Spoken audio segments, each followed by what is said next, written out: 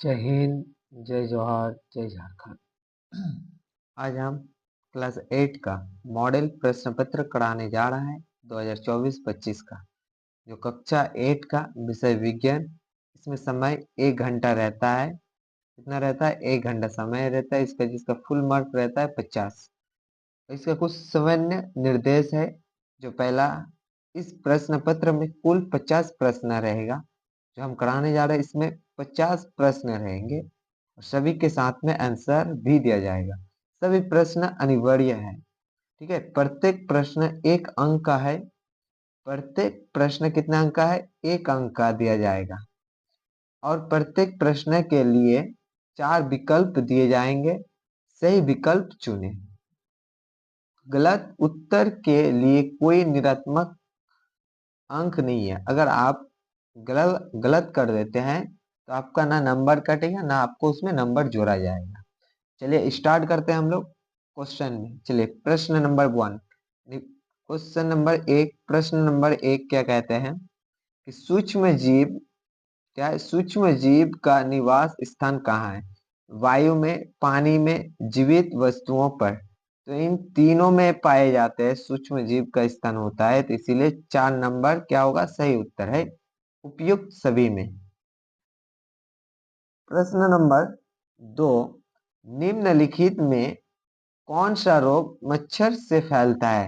यानी इन रोगों में से पोलियो, दस्त, हैजा, मलेरिया, इन चारों में से मच्छर काटने पर क्या रोग होता है? तो वो होता है हम लोग का मलेरिया। ऑप्शन डी सही उत्तर है।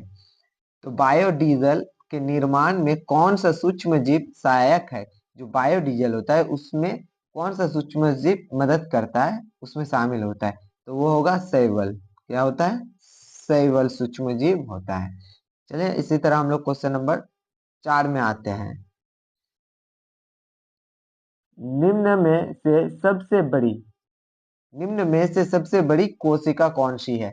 4 कोशिका के नाम बताए तीनों का, और इनमें कह रहे हैं इनमें से कोई नहीं है, लेकिन इनमें से एक है। वो है क्या? चतुर चतुर्मुर्ग शुतुरमुर्ग, चतुर नहीं, सॉरी, शुतुरमुर्ग का अंडा होता है। चलिए क्वेश्चन नंबर 5।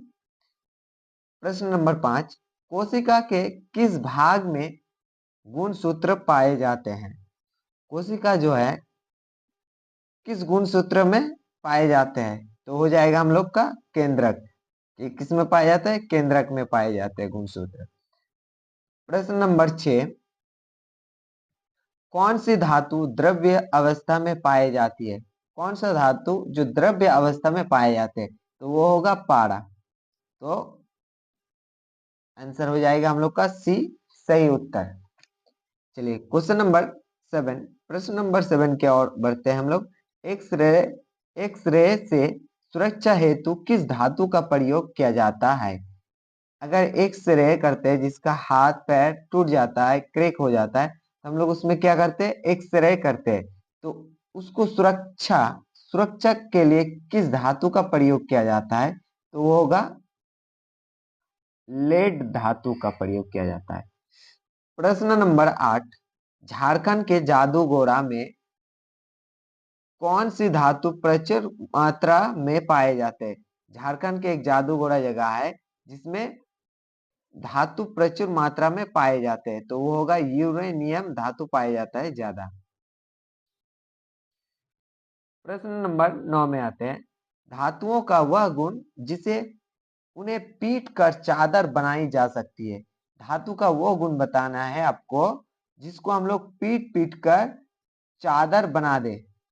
और चादर बनाने के बाद कई तरह के डिजाइनर से बना सकते हैं, जैसे बर्तन, बाल्टी वगैरह, ये सारी चीज। तो वो किस अवस्था में रहता है? तो वो होगा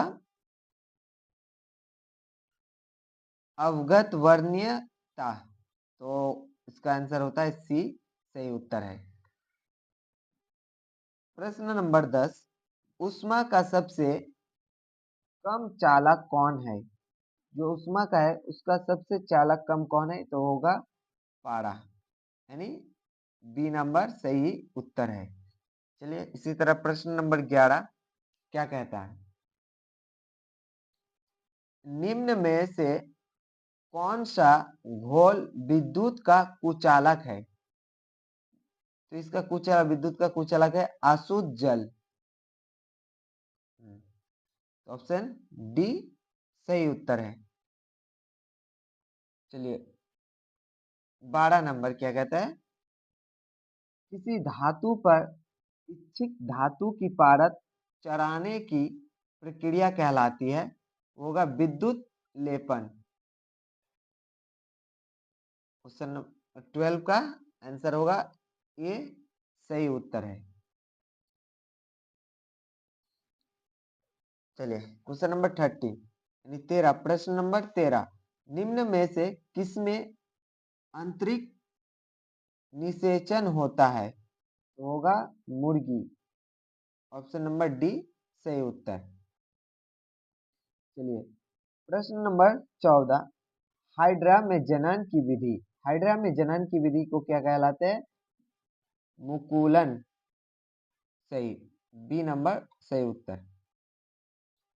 अब हम लोग क्वेश्चन प्रश्न नंबर 15 पढ़ेंगे कि ऊंचाई बढ़ने के साथ वायुमंडलीय दाब क्या होता है? वो बढ़ता है या दोनों या कोई नहीं या घटता है? तो वो होगा घटता है। चलिए प्रश्न नंबर 16, दाब का मात्रक क्या है?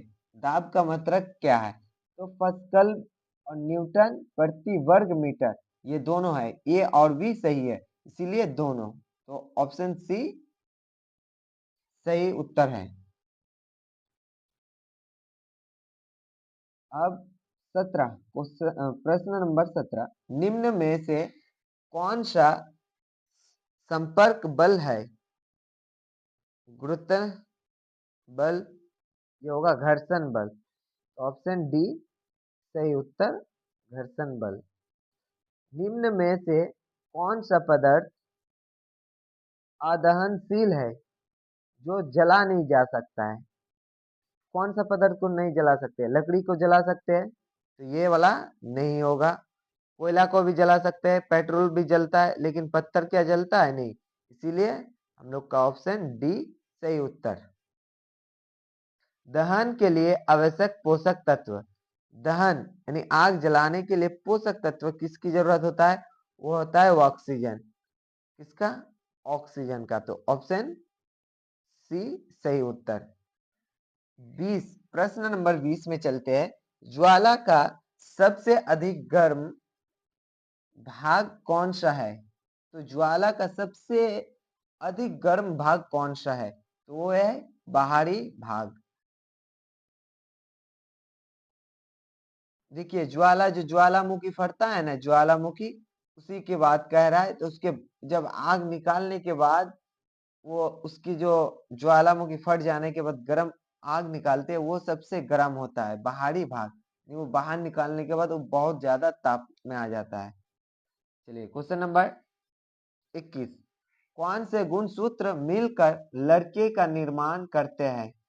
ये X X, X Y, Y Y, double X Y, इनमें से कौन सा गुणसूत्र मिलकर लड़का बनाते हैं? ये अगर आप किशोर अवस्था चैप्टर पढ़े हैं तो आपको ज्यादा समझ में आ जाएगा। इसका ऑप्शन बी हो जाएगा।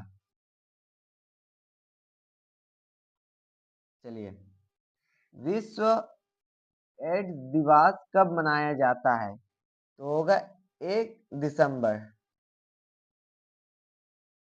चलिए महिलाओं में मासिक चक्र की सामान्य अवधि होती है, वो होता है 28 दिन। प्रश्न नंबर 24, समतल दर्पण द्वारा बना प्रतिबिंब होता है, समतल दर्पण द्वारा बना प्रतिबिंब होता है, वो होगा आभासी। क्या होगा? आभासी। ऑप्शन ए सही उत्तर। प्रश्न नंबर 25, वह यंत्र जिससे दृष्टि रेखा में न होने वाली वस्तु भी दिखाई देती है, वो होगा पेरिस्कोप। पेरिस्कोप क्या होगा? ऑप्शन ए सही उत्तर है, पेरिस्कोप। प्रश्न नंबर 26, आंख में प्रवेश करने वाले प्रकाश को कौन नियंत्रित करता है? जो आंख है हमारे, उनमें से एक मान के चलिए ये हमारा आंख है, लगभग आंख है, और इसमें एक पुतलियां होती है। तो उसमें क्या होता है, ये हमारा प्रकाश को नियंत्रित करता है, इसीलिए हमारा ऑप्शन ये सही उत्तर है, वो है पुतली। चलिए प्रश्न नंबर 27, वर्षा ऋतु में बोए जाने वाली फसल कहलाती है। जो वर्षा ऋतु में फसल हम लोग बुनते हैं या फसल उगाते हैं, उसको क्या कहते हैं? रबी फसल नहीं, दलहन नहीं, तिलहन नहीं, खरीफ बोलते हैं। उसको क्या बोलते हैं? वो फसल को खरीफ। ऑप्शन बी सही उत्तर। चलिए प्रश्न नंबर 28, स्वपोषी का उदाहरण है। स्वपोषी का उदाहरण क्या है? अमरूद का पौधा। स्वपोषी का उदाहरण बोले तो क्या कर देना? अमरूद का पौधा में टिक लगा देना। चलिए इसी तरह प्रश्न नंबर 29, हार्वेस्टर मशीन का उपयोग होता है। देखिए यह मशीन का उपयोग क्या जा रहा है, तो हार्वेस्टर का मशीन का उपयोग, और ऑप्शन को देखते हैं, जुताई, भंडारण, ढुलाई। तो मशीन का उपयोग जब भी करेंगे तो ज्यादातर क्या होगा? कटाई के लिए होता है, इसीलिए क्या होता है? कटाई।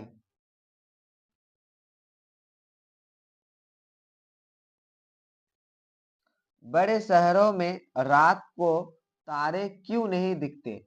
बड़े शहर में रात के समय तारे क्यों नजर नहीं आता है? इसके रीजन क्या होता है? क्योंकि धूल व धुआं के कारण। बड़े शहर में क्या होता है? धुआं, यानी ज्यादा फैक्ट्री लगा रहता है, धूल ज्यादा उड़ता है, करासर गाड़ी ज्यादा चलता है, इसीलिए उसमें आसमान में अंधेरा छा जाता है। चलिए प्रश्न नंबर 31, सबसे दूर का ग्रह कौन सा है? जो सबसे दूर का ग्रह कौन सा है? हम लोग सौर मंडल अगर पढ़े हुए हैं तो ये बहुत आसान है। सबसे दूर यानी सबका लास्ट वाला ग्रह का नाम क्या है? वो है नेपच्यून। तो ऑप्शन ए सही उत्तर। चलिए इसी तरह प्रश्न नंबर 32 में आते हैं, खगोलीय पिंडों की दूरी मापी जाती है। जो खगोलीय पिंड होती है उसकी दूरी मापा जाता है, तो किससे? वो होता है प्रकाश वर्ष से। प्रकाश वर्ष से, ऑप्शन ए सही उत्तर। चलिए प्रश्न नंबर 33, किस घर्षण की अपेक्षा सर्पी घर्षण कम होता है? तो होगा स्थैतिक घर्षण। ऑप्शन ए सही उत्तर। चलिए प्रश्न नंबर 34, तरल में चलने वाली वस्तु को उचित आकार देने से घर्षण बल बढ़ता है, घटता है, या समाप्त हो जाता है, या कोई नहीं? इसमें क्या होता है? इसका घटता है। घटता है, सही आंसर बी। चलिए प्रश्न नंबर 35, किस आकार की वस्तु पर तरल घर्षण कम होता है? तो होगा नौका आकार। नौकाकार, नौका का, नौका आकार होता है। तो प्रश्न नंबर 36 में आते हैं। चलिए प्रथम पूर्णतः संश्लेषित रेशा है, वो है नायलॉन। ऑप्शन बी सही उत्तर। प्रश्न नंबर 37, सबसे अधिक मजबूत धागा है, वो भी है क्या? नायलॉन। नायलॉन की रस्सी कितना मजबूत होता है? बहुत मजबूत होता है ना। दमकल कर्मियों के कपड़ों पर चढ़ी परत होती है, तो होगा मेलामाइन। ऑप्शन ए उत्तर सही उत्तर। चलो प्रश्न नंबर 39, ध्वनि की प्रबलता निर्भर करती है। ध्वनि की प्रबलता निर्भर किस में करता है? तो आयाम पर करते हैं। इसका ऑप्शन ये सही है। प्रश्न नंबर 40, ध्वनि की प्रबलता घटाने के लिए क्या करते हैं? हम लोग आयाम घटाते हैं। अगर ध्वनि की प्रबलता को घटाना है तो उसके लिए किसको घटाना चाहिए? हम लोग को आयाम को घटाना चाहिए, इसीलिए ऑप्शन डी सही उत्तर। चलिए प्रश्न नंबर 41 पारश्रव्य ध्वनि की आवृत्ति होती है, तो होता है 20,000 HZ से अधिक। तो ऑप्शन सी सही आंसर, सही उत्तर है। चलिए इसी तरह 42 रेक्टर मापने पर विनाशकारी भूकंप होता है, तो वो होता है 7 या अधिक, 7 से अधिक होता है। चलिए प्रश्न नंबर 43 वायुमंडलीय विद्युत की खोज की, तो होगा बेंजामिन फ्रैंकलिन। बेंजामिन फ्रैंकलिन ने खोज की थी। प्रश्न नंबर 44 ऊन से रगड़ी गई ऊन से रगड़ी गई एबोनाइट छड़, ऊन से रगड़ी गई एबोनाइट छड़ क्या है? तो वो है कांच को प्रति प्रतिकर्षित करती है। कांच को क्या करती है? प्रतिकर्षित करती है, इसलिए ऑप्शन डी सही उत्तर। चलिए प्रश्न नंबर 45 वैश्विक तापमान का कारण है कार्बन डाइऑक्साइड व मीथेन। ऑप्शन सी सही आंसर, सही उत्तर है। 46 पृथ्वी पर बड़ी विपर्तनिक प्लेटों की संख्या है, वो है 6। ये सही है उत्तर। प्रश्न नंबर 47 ताजमहल के पत्थरों के क्षारण का मुख्य कारण, जो ताजमहल है उसके पत्थरों का क्षारण का मुख्य कारण क्या है? तो होगा अम्ल वर्षा। किसका कारण है? अम्ल वर्षा के कारण। चलिए द्वितीयक प्रदूषक है, वो होगा सल्फर व नाइट्रोजन के अम्ल। ऑप्शन डी इज द सही उत्तर। चलिए 49 प्रजातियों के विलुप्त होने के कारण, जो प्रजाति है उसका विलुप्त होने का क्या कारण है? आवासों का निवास या वृक्षरोपण या वनों का संरक्षण या शिकार। तो ये होगा आवासों का विनाश एक और शिकार के कारण प्रजातियों का विलुप्त हो रहा है, इसलिए ऑप्शन डी करेक्ट आंसर। और इस वीडियो के लास्ट क्वेश्चन है, वो है 50वां, जो क्वेश्चन क्या कह रहा है कि प्रश्न क्या है? सड़क निर्माण में प्रयुक्त पेट्रोलियम उत्पाद है, तो होगा बिटुमिन। ऑप्शन सी सही आंसर है। जय हिंद, जय जवाहर, जय झारखंड।